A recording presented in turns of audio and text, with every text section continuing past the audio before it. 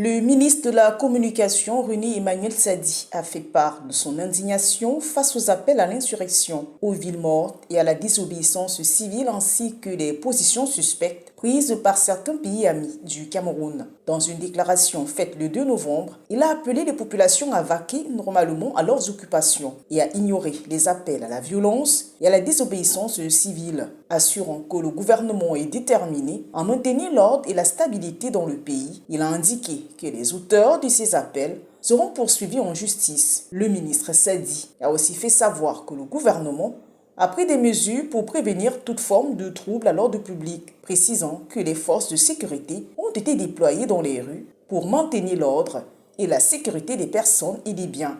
À la population, il appelle à rejeter les mots d'ordre destructeurs et à se mobiliser pour la mise en œuvre du programme présidentiel priorisant la paix, la cohésion sociale et le développement. Le gouvernement déplore aussi le regard de certains pays amis et autres partenaires internationaux sur la situation au Cameroun, d'aucuns ayant pris des positions tendant à favoriser une partie, en précisant qu'il n'y a pas eu usage disproportionné de la force publique. Le ministre en appelle à l'objectivité des représentants des pays amis qui, selon lui, ne devraient en aucun cas se muer en donneurs de leçons. L'opposant Issa Chiroma Bakari revendique la victoire à l'élection présidentielle du 12 octobre, bien que Paul Biya ait été déclaré vainqueur par le Conseil constitutionnel. Après l'annonce des résultats, l'opposant a appelé à la contestation des résultats par une opération ville morte du lundi 3 au mercredi 100 novembre.